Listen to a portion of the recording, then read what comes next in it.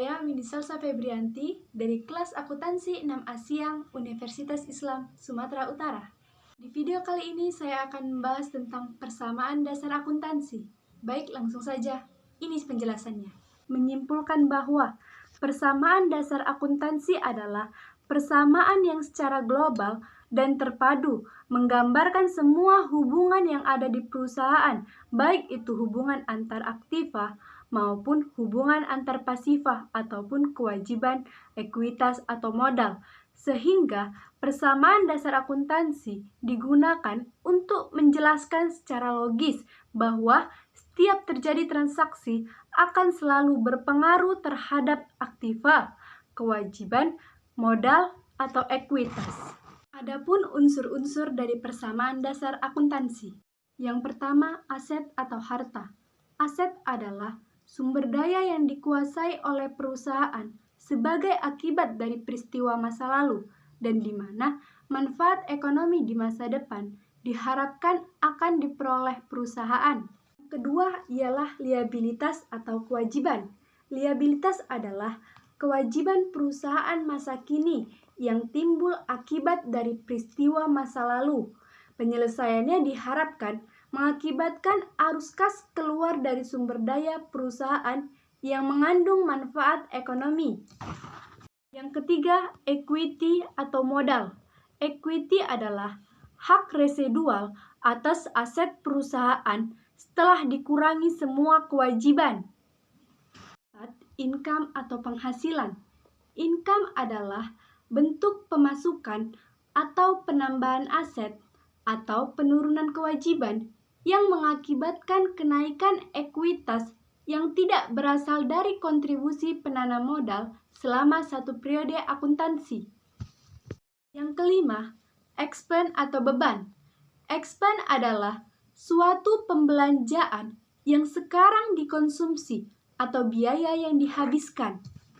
Baik, kita langsung saja masuk ke contoh soal. Tunggu dulu. Emang apa sih manfaat memahami persamaan dasar akuntansi? Manfaat dari memahami persamaan dasar akuntansi yang pertama ialah untuk menggambarkan bahwa sebuah transaksi itu mempunyai pengaruh dua golongan, yaitu aktiva dan pasifah.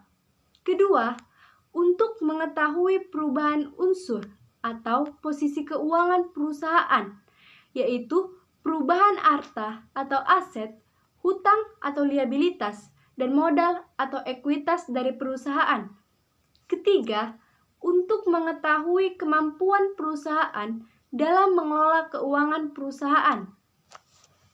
Baik, selanjutnya kita akan masuk ke dalam contoh soal 1.3. Ini dia contoh soalnya. Check it out! Kasus 1.3. Pada tanggal 1 Januari 2014, Nona Mawar mendirikan perusahaan jasa pengiriman barang antar kota dan provinsi. Transaksi-transaksi keuangan yang terjadi selama bulan Januari 2014 adalah sebagai berikut. Yang A. Nona Mawar menyetorkan modal ke dalam perusahaan berupa uang tunai sebesar 8 juta. Pada kasus ini, kolom kas akan bertambah sebesar 8 juta dan kolom modal juga bertambah sebesar 8 juta. Karena apa? Karena Nona Mawar menyetorkan modalnya, artinya menginvestasikan uangnya. Nah, pada kolom keterangan, dia akan bermodal. Pada kasus B, perusahaan membeli satu buah kendaraan secara uang tunai dengan harga 7.500.000. Nah, karena perusahaan telah mengeluarkan uang sebesar 7.500.000 untuk membeli kendaraan, maka kolom kendaraan akan bertambah sebesar 7.500.000, tetapi pada kolom kas dia akan berkurang sebesar 7.500.000. Nah, kolom keterangannya ialah kendaraan. Pada soal C terdapat dua kasus, di mana perusahaan membayar uang untuk sewa ruangan usaha sebesar 200.000. Nah, hal tersebut akan mengakibatkan kas berkurang sebesar 200.000 dan modal ikut berkurang sebesar 200.000. Mengapa? Karena perusahaan telah mengeluarkan uang untuk ruang usaha. Maka keterangannya ialah beban sewa. Oke, selanjutnya Perusahaan juga mengeluarkan uang untuk membeli kebutuhan supplies kantor berupa kertas-kertas, alat-alat tulis, dan materai seharga 25.000. Nah, pada kasus ini akan mengakibatkan kas berkurang sebesar 25.000 dan supplies akan bertambah sebesar 25.000. Mengapa? Karena perusahaan telah mengeluarkan uang secara tunai. Maka hal tersebut terjadi, sehingga keterangannya ialah supplies atau perlengkapan. Baik, selanjutnya pada soal D. Perusahaan menerima uang dari penghasilan jasa pengiriman barang sejumlah 2 juta. Karena perusahaan telah mendapatkan hasil kerjanya, maka kas akan bertambah sebesar 2 juta dan modal juga akan bertambah sebesar 2 juta. Pada kolom keterangan, dia berupa pendapatan atau penghasilan. Oke, pada soal E, dia juga memiliki 2 kasus. Baik, perusahaan mengeluarkan uang muka untuk biaya bahan bakar sebesar 400.000. Nah, karena perusahaan telah mengeluarkan uang, maka pada kasus ini akan mengakibatkan kas berkurang sebesar 400.000 dan modal juga akan berkurang sebesar 400.000. Dan keterangannya berupa biaya bahan bakar atau beban bahan bakar. Nah, selanjutnya, ternyata perusahaan juga mengeluarkan uang untuk gaji karyawan sebesar 500.000. Karena perusahaan telah mengeluarkan uang untuk gaji karyawan, maka kas dari perusahaan akan berkurang sebesar 500.000 dan modal juga akan berkurang sebesar 500.000. Nah, pada kolom keterangan berupa beban gaji. Baik, selanjutnya pada soal F. Nona Mawar menambah setoran modalnya dengan menyetorkan uang tunai sebesar 2 juta. Nah, pada kasus ini, Nona Mawar telah menginvestasikan kembali uangnya sebesar 2 juta. Maka, kas akan bertambah sebesar 2 juta dan kolom modal juga akan bertambah sebesar 2 juta. Pada kolom keterangan ialah penambahan modal. Nah, soal G. Perusahaan memperoleh kredit investasi dari bank berupa kendaraan sebesar 8 juta. Nah, pada kasus ini, bank telah memberi pinjaman kepada perusahaan berupa kendaraan. Maka, kendaraan akan bertambah sebesar 8 juta dan hutang bank akan bertambah sebesar 8 juta. Nah, pada kolom keterangannya ialah kredit investasi kendaraan. Pada soal H juga terdapat 2 kasus, yang dimana perusahaan mengeluarkan uang untuk angsuran hutang bank sebesar 2 juta. Artinya, perusahaan mencicil hutangnya kepada bank sebesar 2 juta. Maka pada kasus ini akan mengakibatkan kolom kas berkurang sebesar 2 juta dan kolom hutang bank juga akan berkurang sebesar 2 juta. Nah, pada kolom keterangan ialah angsuran bank atau cicilan hutang bank. Oke, selanjutnya, ternyata bank telah membebani biaya bunga pada perusahaan.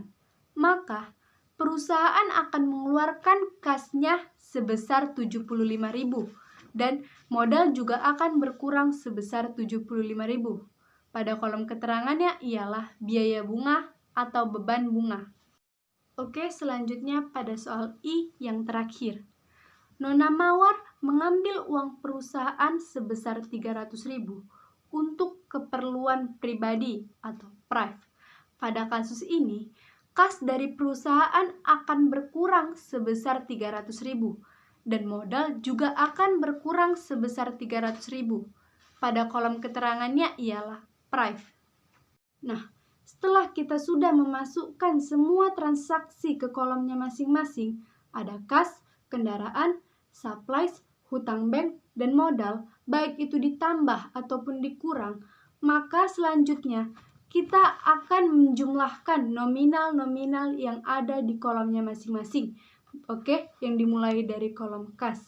Nah, di sini saya akan mengingati bahwa yang bertutup kurung itu ialah sifatnya dikurang. Baik, langsung saja. Modal 8 juta dikurang kendaraan 7.500.000 dikurang beban sewa 200.000, dikurang pembelian perlengkapan 25.000, ditambah pendapatan 2 juta, dikurang beban bahan bakar 400.000, dikurang beban gaji 500.000, ditambah penambahan modal 2 juta, dikurang angsuran bank 2 juta, dikurang beban bunga bank 75.000, dikurang prive, maka saldonya ialah 1 juta. Nah, baik, selanjutnya pada kolom kendaraan. Kendaraan 7.500.000 ditambah kredit investasi kendaraan 8 juta, maka total saldonya ialah 15.500.000. Selanjutnya pada kolom supply. Supply sama dengan perlengkapan. Di situ terdapat di bagian C bertambah sebesar 25.000, maka saldonya ialah 25.000. Nah, pada kolom hutang bank, kredit investasi kendaraan 8 juta dikurang dengan angsuran bank atau cicilan bank sebesar 2 juta, maka saldo perusahaan ialah 6 juta. Baik, selanjutnya ialah kolom modal.